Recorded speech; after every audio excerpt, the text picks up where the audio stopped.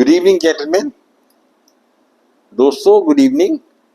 मैं आपके साथ एक बहुत ही इम्पोर्टेंट टॉपिक के ऊपर बात करने वाला हूँ आज। And since I been in the air force for many years, I would say that I have some qualification to talk about India's military might, basically concentrating on the Air Force. So gentlemen, the point which I am making is that in 1947, when India became independent, the entire Indian thinking as far as the military science or military is concerned was lopsided. Pandit Jawaharlal Nehru, who became the Prime Minister of India, had little comprehension of what is strategic dominance. He didn't know a word about it, and he'd been fed up on a diet of ahimsa and fast as a political weapon. With the result, he had no comprehension how to deal with China or Pakistan. And there is information available that when General Bruce, I think he was right, who was the CNC of the Indian Army at that time, went with a proposal for modernizing the Indian Army, Nehru just took that proposal and tore it and threw it away and said, I don't need the army. The police can do the job. So it just shows his comprehension that he didn't know a damn thing. Anyway, this is not a video to discuss the idiosyncrasies of Nehru, but I'll come down to what's happening now. It is 2025 and Narendra Modi has been powerful for 11 years. But I don't think the ethos has changed from the time of Jawaharlal Nehru. Even Modi at the moment has not really realized that if you want to dominate the world, you want to dominate the countries around you like Bangladesh or Burma or Pakistan, then you need military might. Nobody bothers about a country which has got no military might and where the leaders only talk and they know they can't bite. So net result is that we are in a very precarious situation at the moment, and as far as the Air Force is concerned, we are very badly off. Now, the Air Force officially is supposed to have a strength of 45 squadrons. Now, who has worked out this 45 squadrons, I don't know. I have never read anywhere that who decided that the maximum the Air Force needed for a two-front war was 45 squadrons. I think they're too less. But even going by whoever has made this theory, the Air Force has only about 30 operational squadrons at the moment, and I think we are short by 15 squadrons even as per the estimates of the government.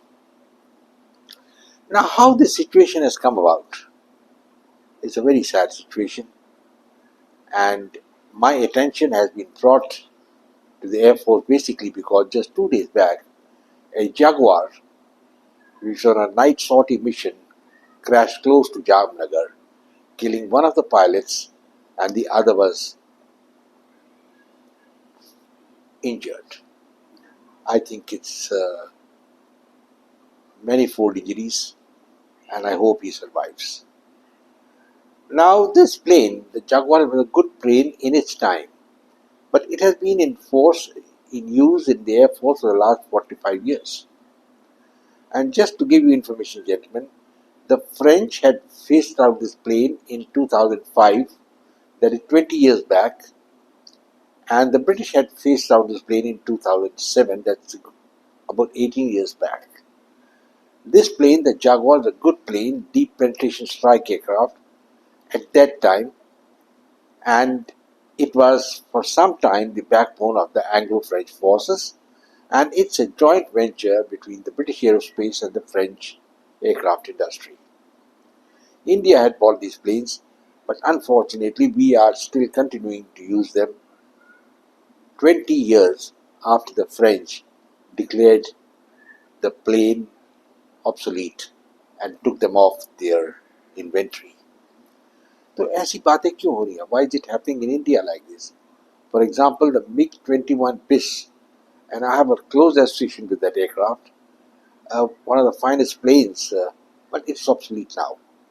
the latest version of the MiG-21 BIS, and we still, I think, have about 80 or 90 of these planes in operation. And I must remind you that the first time these planes were introduced into India was in 1961. So various versions of these planes have been in force for over 6 decades. The MiG-21, I think, is used only for ceremonial duties in Russia and a few other countries, and is not part of the first line arsenal of any country in the world. So why should it happen that it should happen in India, which is supposed to be a great power? I think there's a deep-rooted philosophy in all this. Basically, any government which comes to India, whether it's Modi's government or Nehru's or anybody else, they have believed in the fact that we should only defend ourselves. That's all. If somebody attacks us, we should defend and try to give a reply, because there is no attempt by the Indian leadership to exert their influence over other countries in Southeast Asia or anywhere else. I will make an exception here with Rajiv Gandhi. I think he was one man who had a idea of strategic strike, and he did it twice. He introduced the IPKF into Sri Lanka, and as you all know, this force under General Harkirat Singh beat the hell out of these LTT and Prabhakar and that party, who were in any case just hoodlums. And he also authorized the use of force in an airborne attack on the Maldives. You can't believe it. I mean, it's difficult to believe that Rajiv Gandhi came from the same stock which has produced these negative leaders, even right up to Modi. Now look at Narendra Modi. I mean, I'm just digressing a little. He did a good thing in introducing the Rafale in India, the Rafale plane. When he came in, 36 of the planes came because for two decades, the Congress government had not added any plane to the Indian Air Force inventory. After the Jaguar, I don't think another plane came to India. So that is a very, very sad situation. And why should this happen? Basically because they are lopsided priorities. Now look at some of the governments in India. They are paying 1,000, 1,200, 1,500 rupees to women. Now why are they paying them? I don't know, because these women do no work. And the hard-earned money of the taxpayers in India are utilized as gratis, like a free tip to these women, At a number of places like in Karnataka, there is free bus travel for them. And in that case, India is losing billions of dollars. Modi has decided that there should be free ration for people below the poverty line, and all that is good, but the effect is disastrous in the sense that the defense budget is greatly curtailed, and this has no importance, frankly. So Modi will try so many other stunts to cut down the defense budget, and one of these methods is by reducing the active fighting force. I mean, that's a very dangerous ploy. You can't do that. That is how the Agniveer scheme has come in, which has been rejected by most of the ex-soldiers and generals. It's not in existence anywhere, unless you are in a very uh, industrialized society like the Americans, where the people come and serve and go away, but there's plenty of water available. In India, we can't afford to throw trained people away, and people are supposed to come for 4 years and then go away. Basically, the idea is to cut down the military defense budget.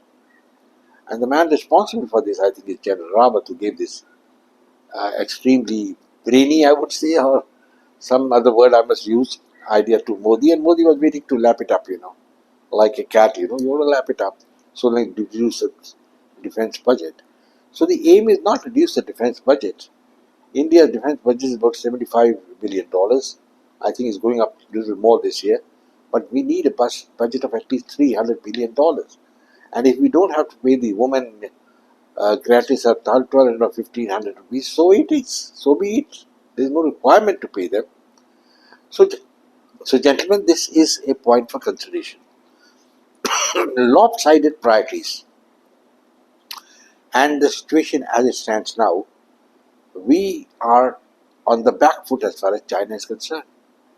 My estimate as a military man, as a man who's done postgraduate in physics and nuclear science, my special subject, the Indian Air Force and the Indian military industry is at least 50 years behind China. Half a century, I will say. And now harebrained schemes are being brought in, wherein which have no relevance at all. One of these is the manufacture of the Tejas fighter. Now this plane was contracted to have American engine, and the Americans didn't give the engine for 2 years. General Electric was to make the engine. I think only the engine has come a few days back, and the plane was just lying idle on the ranks. Millions of dollars have been spent in making the airframe, but if you make the airframe and not make the engine, it's a big zero. That means the entire money has gone wasted. And this plane was given as a test trial and offered to so many countries, but I'm sorry to say that not a single country wanted to buy this plane. In contrast, Pakistan, which is manufacturing the J-17, has been able to sell that plane to a few countries. So that is the comparison. If you look at the socio-economic position, China is also having an economy 6 times the size of India. And lately, the Indian economy is touching $4 trillion, and there's a lot of clapping going on. Nobody talks about the 18 to 20 trillion dollars which China has. And China is facing a great trade war with the United States now. But that I'm not discussing. I'm going to discuss the Air Force. So what I'm saying is, gentlemen, the Air Force at the moment has not got the importance which it deserves. The famous theorists of air warfare like Gulliet the Hoot and Bruce Bishop have clearly pointed out that you cannot win a war without air power. Air power is a decisive component of military victory. And one part of air power is strategic bombing. Now, if that is not available with the Indians, what the hell is the Indian Air Force going to do in a war with China? We can't even think of beating Bangladesh, I'll tell you, because for that you also need guts. And Modi has wasted 7 to 8 months, and only now he's reacting like a sleepy old owl. I mean, I feel very sorry when I use such words. But moment Sheikh Hasina was thrown away, that was the time the Indian Army and the Air Force in particular should have been activated, and efforts made to restore Sheikh Hasina back as the Prime Minister of Pakistan. Nothing happened, and the Air Force was just sitting quiet, and so were the Army. I couldn't understand it. If you remember in 71, when Indira Gandhi gave the order, the Indian Army overran Bangladesh in 13 days. I don't think we should have that sort of attack, but we could have at that time, when Sheikh Hasina being taken away, para-dropped our troops in Dhaka cantonment, taken over that place, and maybe even captured the chief of the Bangladesh army. It was a cinch, but for that to do, you need guts, something like the Israelis or the Americans have. And it's good to keep roaring, which Mr. Modi does, but he must learn how to bite also. And net result is that Bangladesh out of orbit, or Indian orbit, and Mohammed Yunus, the Bangladesh Prime Minister, is going around talking a lot of obnoxious things. And now India has done something, is that stopping their transit facilities from Indian ports, exports, which they were using. But these are very trivial points. And after 7-8 months you do this, it's got no relevance. And we are allowing electricity from Nepal to go to Bangladesh using the Indian grid. What the hell is going on here, damn it? I mean, why can't we just recognize who is the enemy? And the enemy is Mohammed Yunus. It's not the Bangladesh people. And the extremists in Bangladesh are now on a rampage. They go around catching anybody and do anything, and the army is incompetent. The police has, of course, been demoralized completely. It was supposed to be pro-Hasina, and Hasina has been, I think, told to keep quiet in Delhi.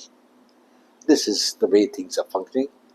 I think India is still pleading with folded hands to Bangladesh भाई दोस्त बन जाओ हमारे से फिर से. I mean, this is not the way politics are done. You've got to show your power. And we don't have that sort of power, but we have that power of Bangladesh. Bangladesh got no power at all. I can understand if you have hesitations in engaging with Pakistan or with China, but Bangladesh beats my imagination that this country has been allowed to thrive, what Muhammad Yunus I will say, and all sorts of stupid attacks he is making on India.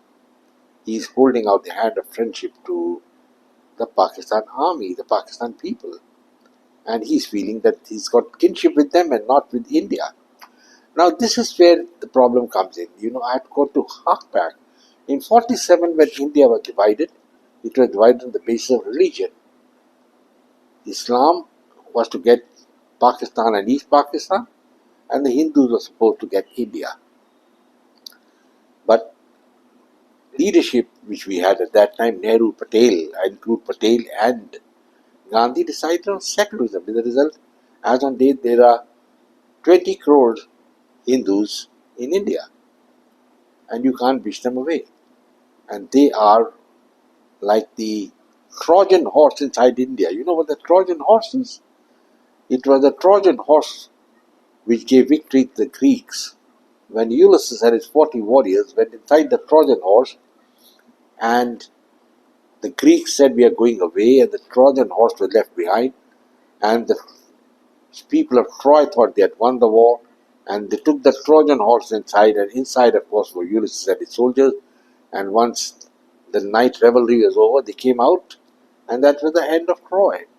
So I'm sorry to say, but the fact is that the minority community, particularly the Muslims, are the Trojan horse. Look at the opposition they're making on the Waqf board. Act. I mean, in any other country, it wouldn't have been tolerated. India is the only country in the world which is having a dual personal law. You don't have it in Russia, you don't have it in China, you don't have it in America, Canada, or England. I don't see where you got it. In France, no.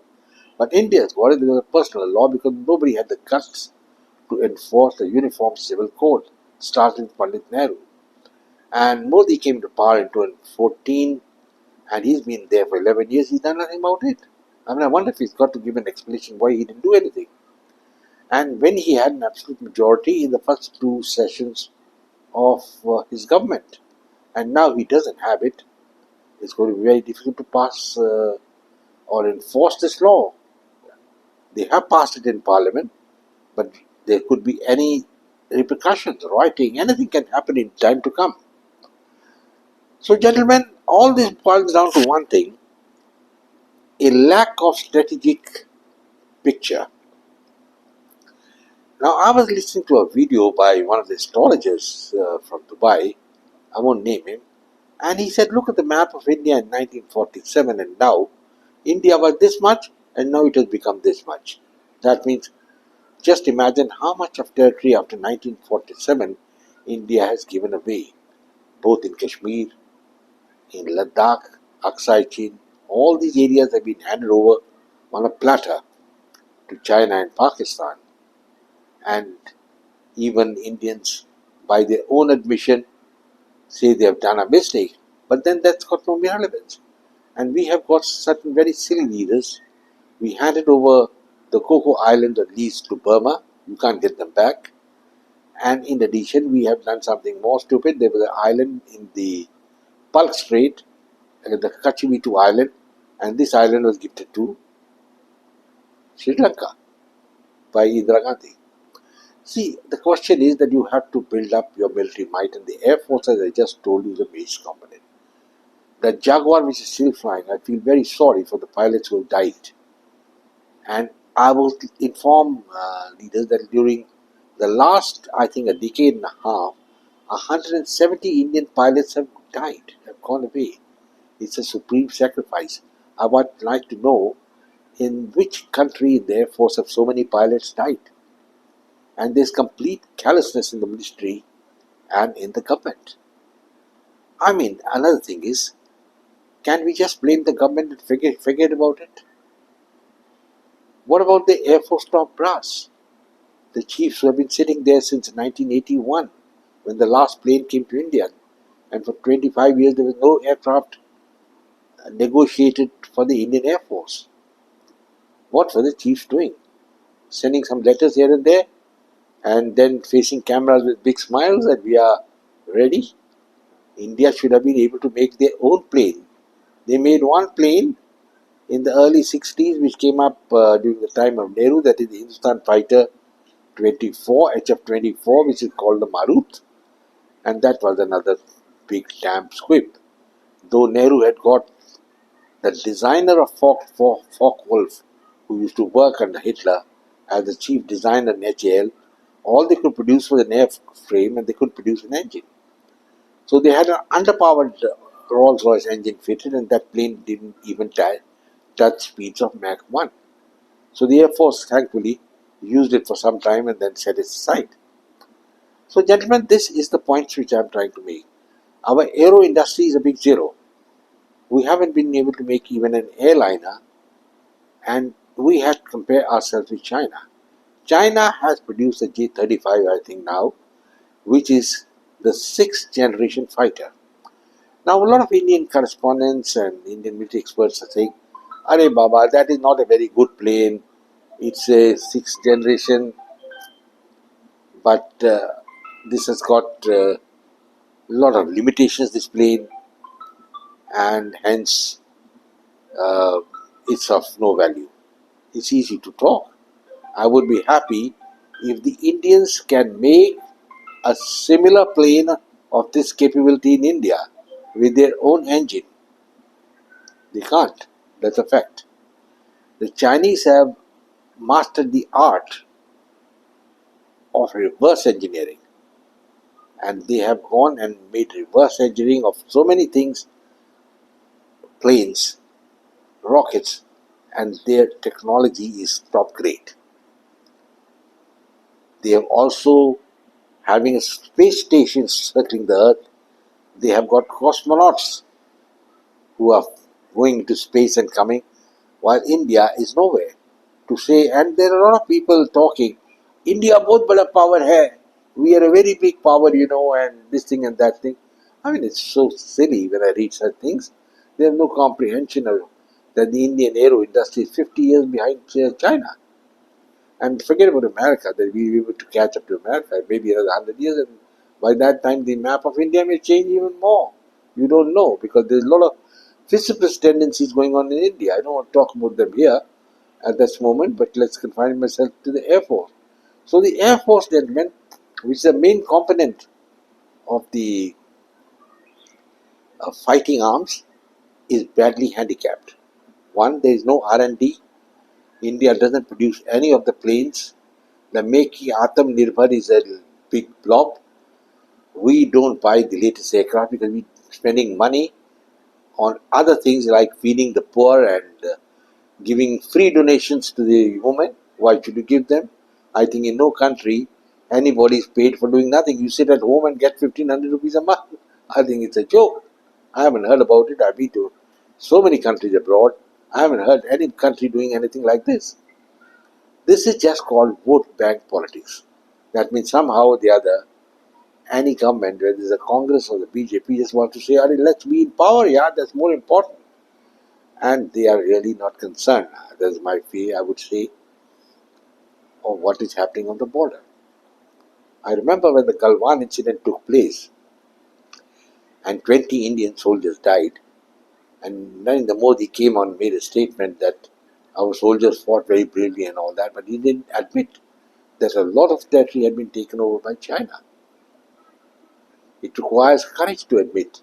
It's very easy to keep criticizing Pandit Nehru, but Nehru has an alibi, and his alibi is that the general staff at that time, right from Karyapa to Timaya and then Thapar, they were absolutely without any relevance of sense of strategic importance. None of these chiefs advised Nehru, look sir, beef up the border with China. There was a paper written by Thamaiya that had the Alpine Corps, but I mean, you can write a paper, you got to give a proper proposal, you know that. The only man I know who really put up a proposal was on the Chinese threat was General Kulwant Singh, and he was the man who was superseded by Nehru. Because Nehru did like Sikh officers, Sikh generals, so he superseded two of them, and the second man he succeeded was Lieutenant General Sun Singh, who was also sent home, and Timaya was made. And Timaya's performance, you can see what he did on the Alpine Corps, and he was a man of no relevance. And once, when General Kaul was made Corps Commander, he resigned. But within 2 hours or 4 hours, when Nehru called him, withdrew his resignation. I mean, when you resign and go, and he didn't do that. This was the type of general who was heading the Indian Army. And now you talk of the Air Force. The Air Force had a chief with Arjun Singh, and he was thinking he's a great man. I like him still. He was made the Air Chief Marshal. But he also did not pursue or pressure the government to improve the lots of the Air Force. I will give you an example at the higher ranks. The Air Force and the Army and the Navy suffer a lot because the government doesn't realize the importance of the Army. And there are vested interests in the Army, the generals who don't want promotions to come to the Army. Now, the Army, I will talk, has got 83 Lieutenant Generals. And the civil services, that is the police services, have got 400 Lieutenant General officers when their strength is much below the Army. Can Modi explain why this should happen? That means you want to keep the forces on a handicap. And even now, there is a difference in allowances paid to the forces and the other people of those who serve in the hard areas. If you look at it, I've been with the American Air Force. They are the elite and they get the best of things available compared to the civil. But here, the police, the civil police and others are given greater precedence. Now, all the civil police people, I think just after 7 years, put on Lieutenant Colonel stimps. Why can't an act of parliament be passed to stop this? How can the police equate themselves with the army? That means a man who's got 6 to 7 years service becomes a lieutenant colonel, while here you become one after 13 years. So, even earlier during my time when I left the Air Force, 16 to 18 years it would take for a man to be promoted to the rank of wing commander. And at that time the ratio was 1:4. That means out of 4 people, 1 was supposed to be made wing commander. They called it deep selection. While in the civil services, that is the IPS and the police, in 16 years they used to become group captain ranks, equivalent to group captain, full colonel. There's just no comparison. The armed force have been very scurvily treated in terms of pay, allowances, pensions, promotions. And this is one aspect. And the second aspect is the equipment. Now, a soldier or an airman or pilot is as good as the plane given to him. You're going to give him an obsolete plane and expect him to fight the F-16. How's it going to happen? No wonder when Wing Commander Vardhaman was fighting against the Pakis and the F-16 came, he was shot down. There's an Indian claim that they shot down an F-16, but I don't know whether it's substantiated, or proved or no, I won't say anything. And the sad part is that this wing commander was captured by the Pakistanis. They released him, however, and they made a wax effigy of him in the Air Force Museum in Karachi. He's shown there as a captured Indian POW. And the Air Force, the Pakistan Air Force, had got one fallen Nat Mark I fighter which the Indians used in the 65 war, captured intact. And this also is displayed in the Karachi Museum. What happened at that time is that this F-1 Nat was facing a F-104, a supersonic Mach 2 fighter. Now, obviously, there is no comparison. The pilot chickened out, I won't say anything, and he landed in a Pakistan airfield. He was captured. At that time also, the Air Force did not have commensurate planes to match the F-104, which had been given by the Americans to Pakistan. So, gentlemen, the question is, when you don't have the means and nobody wants to give you weapons, then cannot keep sitting on the fence. And that is precisely Mr. Modi is doing. Now, the only people who gave us the planes were the Russians. They gave us the MiG-21, the 23, 29, the good planes. And we got the Sukhais, starting with Sukhai 731.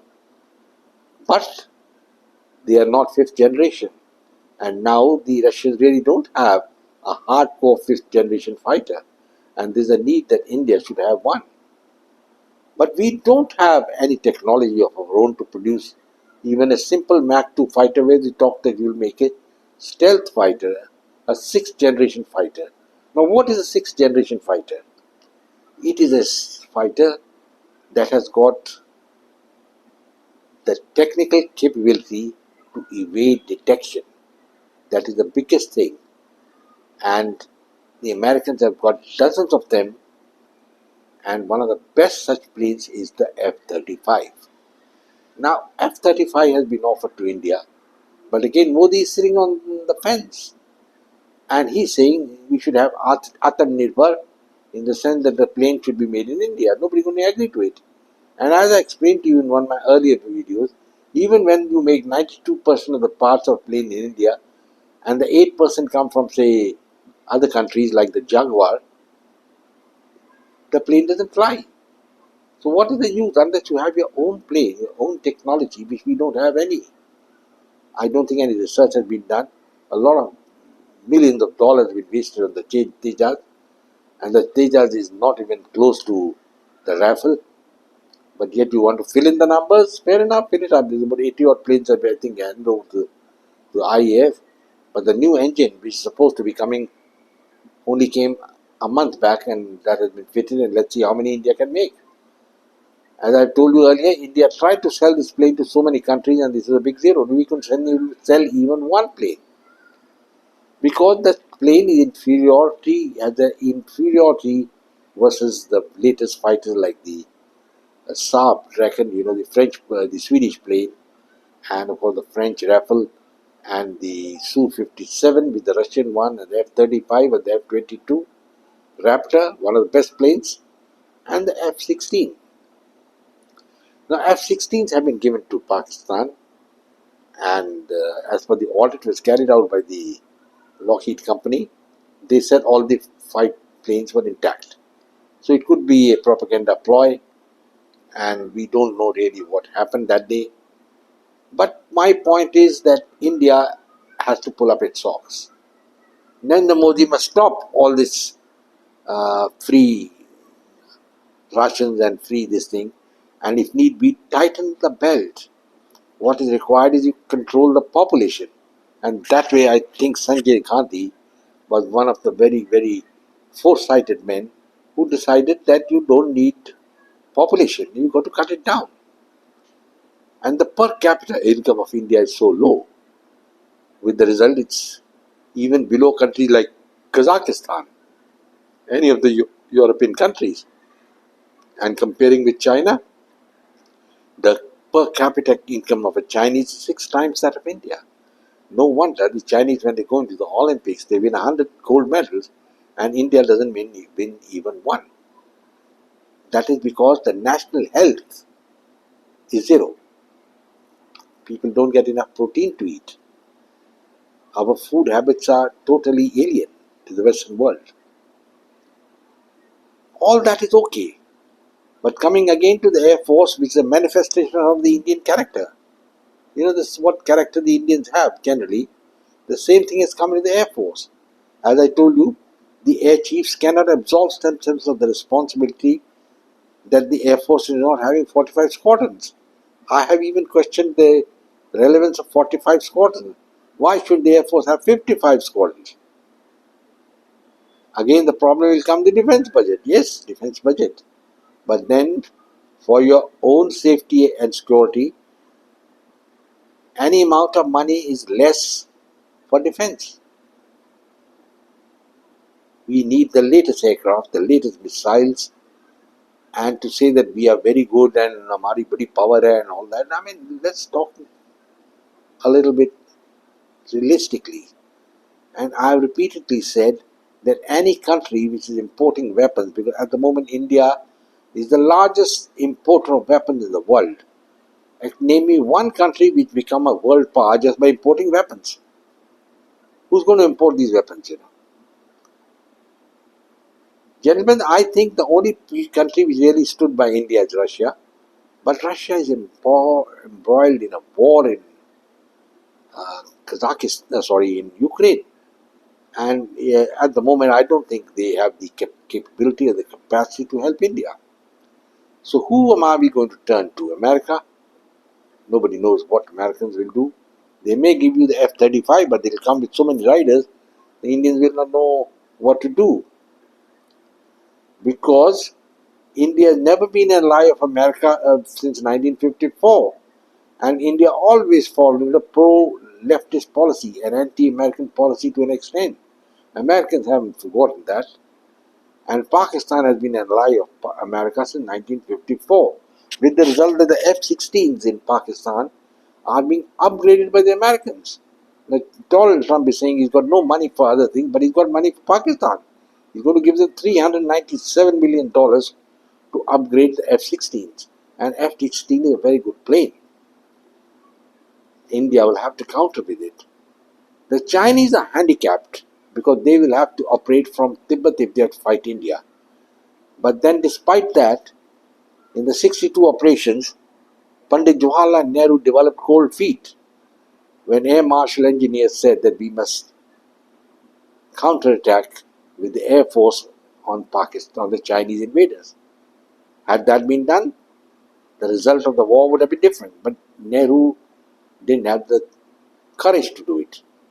Aircraft industry not going forward, even the gunships, which the Indians are getting from America, that the Apache, they are coming as one entity.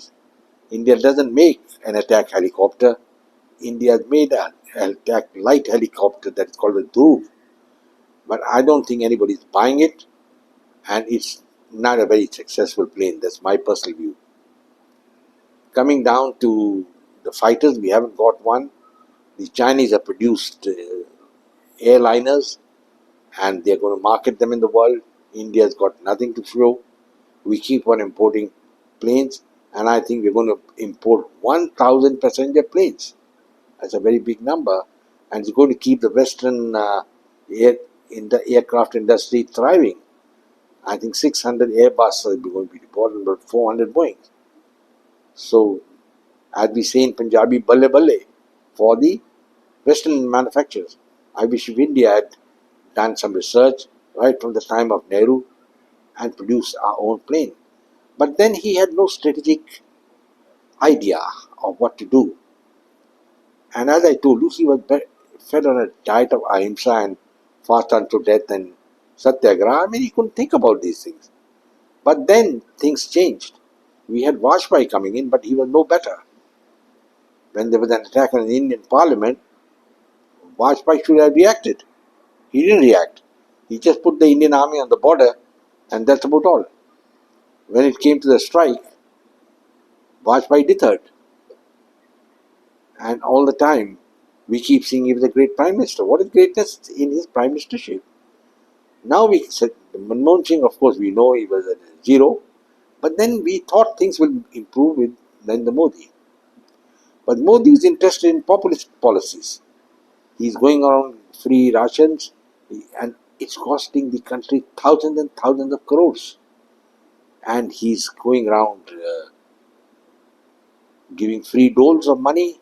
Now in Madhya Pradesh, so much of money is being given free, and some of the women, are doing nothing, sitting at home, and they just go on the first and collect 1,200 or 1,500 rupees. I mean, is this what the thing is?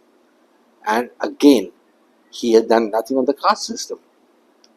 And recently there was a study which says that the caste system has lowered the Indian GDP. I'll discuss this at a later stage.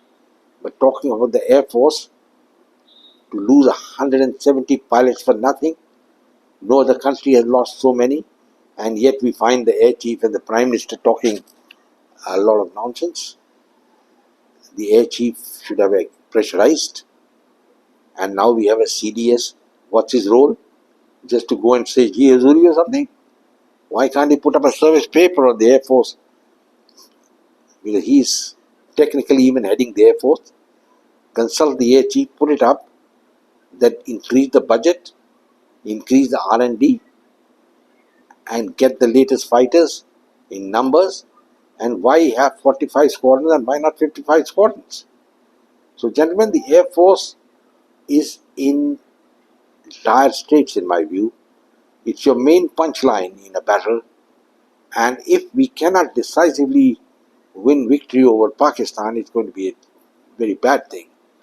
I can tell you, when I was doing the staff college, we studied the Pakistan Air Force during the operations in 71. And I can tell you, our instructions told us that the air defense of Pakistan was very good. We could not make any headway in the western sector.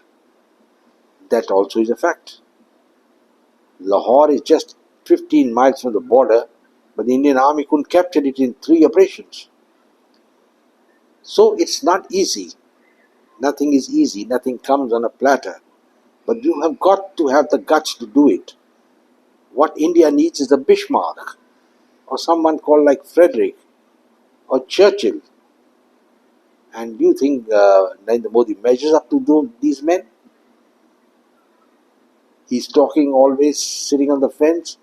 He antagonized the Russians also when he made a visit to Moscow, and then he made a visit to Ukraine. What the hell? What was he trying to do? What was he trying to prove?